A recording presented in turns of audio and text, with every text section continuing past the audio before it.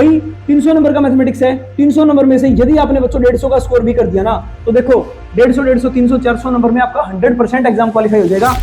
जय Hind defence aspirant, आप सभी को नमस्कार। भाई यदि आपका सपना है एनडीए ज्वाइन करने का, लेफ्टिनेंट बनने का, तो भाई आपका ड्रीम सच में बहुत गजब है यार, आपका सपना बहुत अच्छा है।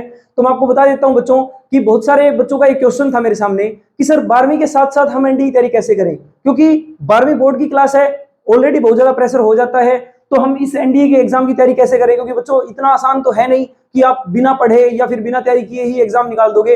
बट मैं आपको कुछ एक टिप्स बताऊंगा बच्चों, जिसके साथ साथ आप जो उन टिप्स को फॉलो करोगे तो भाई आपका प्रेशर भी रिड्यूस होगा। साथ में बच्चों एक मेंटली जो प्रिपरेशन होती है ना बच्चों, वो स्टार्ट हो जाएगी आपकी। और मैं आपको बताता हूं बच्चों कि एक्चुअल के अंदर है ना, जो बच्चे ये बात बोलते हैं कि 12वीं के साथ साथ हम एनडीए की तैयारी कैसे करें, ठीक है, और जो इस चीज को प्रेशर मान रहे होते हैं बच्चों, ये केवल हमारे मेंटल प्रेशर की बात है, ठीक है। हम केवल हमारी ये सोच है बच्चों कि ये हमारे ऊपर प्रेशर है, प्रेशर है, प्रेशर है।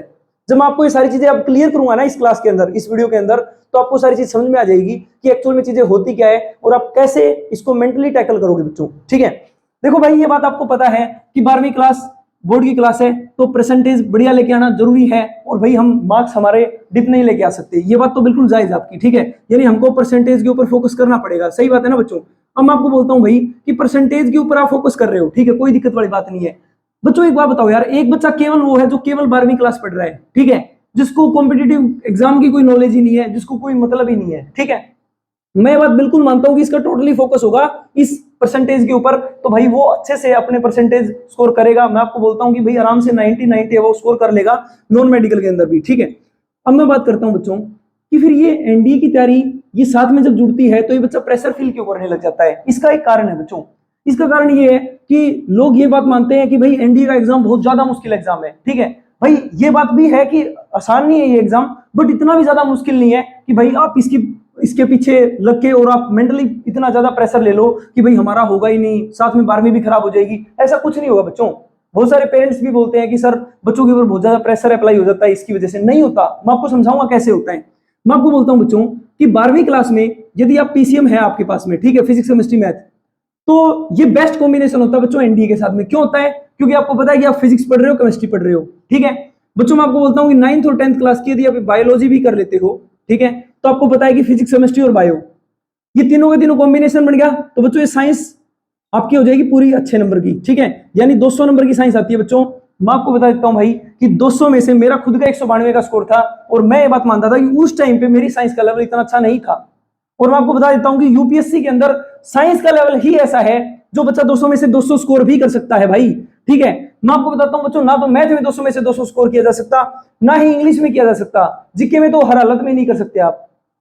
केवल साइंस पोर्शन ऐसा है बच्चों जो 200 में से 200 स्कोर भी आपका करवा सकता है। भाई देखो एक दो क्वेश्चन गलत हो जाना कोई ज्यादा बड़ी बात नहीं है, ठीक है। मैं आपको फिर भी बताता हूं कि भाई 200 में से 200 स्कोर आप कर सकते हो।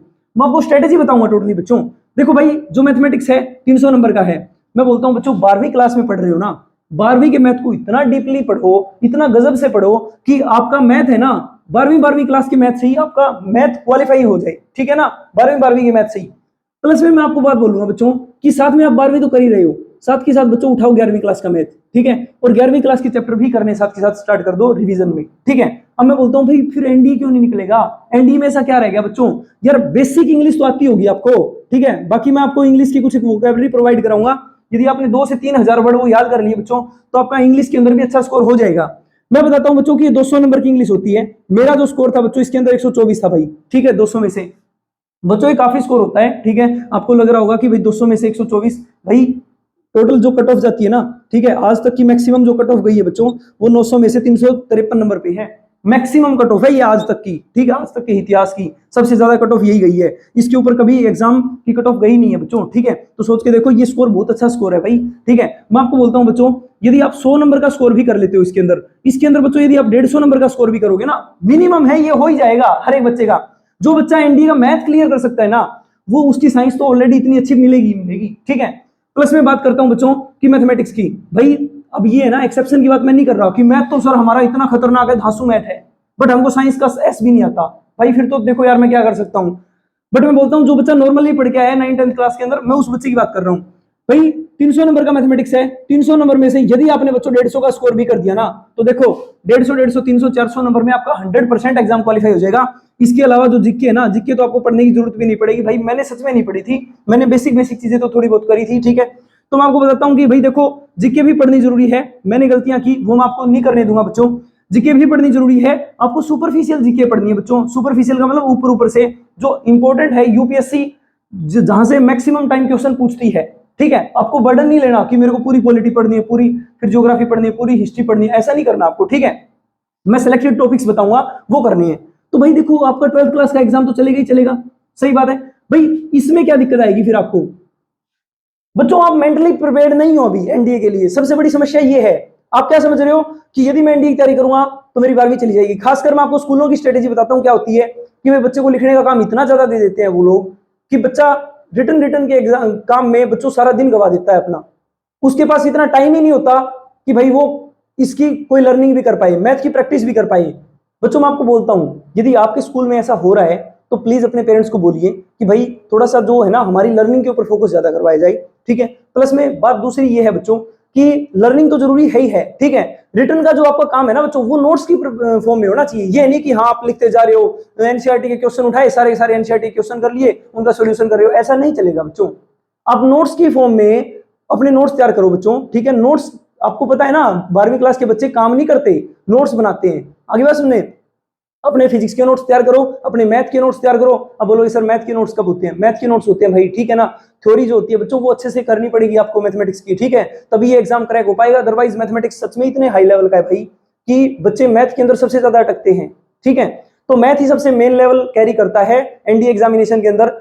तो भाई मैं आपको बोलता हूं बच्चों, मेंटली प्रिपेयर हो आप लोग, ठीक है। ऐसे मत बोलो कि हाँ भाई, बहुत सारे बच्चे मेरे को बोलते हैं सर हम तो हिंदी मीडियम से, हम कैसे इंग्लिश को टैकल करेंगे। भाई मैं खुद हिंदी मीडियम से हूँ यार, 10वीं तक मैं हिंदी मीडियम में था, उसके बाद में मैं 11th क्लास में, आपको पता है नॉन मेडिकल इंग्लिश मीडियम में होती है हरियाणा के अंदर, ठीक है। तो मैं इंग्लिश मीडियम से आया। अभी बात बताओ यार कि ये हिंदी मीडियम वाले बच्चे ऐसा क्यों बोलते हैं मेरे को?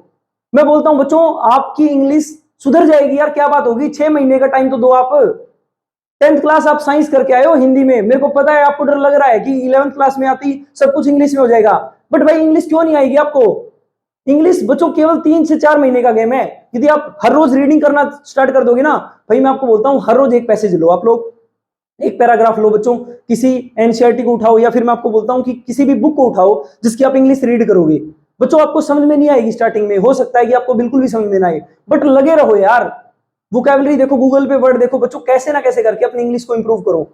मैं आपको नेक्स्ट वीडियो के अंदर ये भी बताऊंगा, बहुत सारे बच्चों की ये भी क्वेरी थी कि भाई एसएसबी की तैयारी कैसे करनी है, साथ के साथ एसएसबी की तैयारी आप कैसे करेंगे, और भाई इंग्लिश को इंप्रूव कैसे करेंगे, कम्युनिकेशन पर्सनैलिटी पे काम कैसे करेंगे बच्चों। ये भी मैं आपको बिल्कुल अच्छे टिप्स इनकी बताऊंगा कि कैसे आप काम कर सकते हैं अपनी पर्सनैलिटी पे, कम्युनिकेशन पे, ठीक है।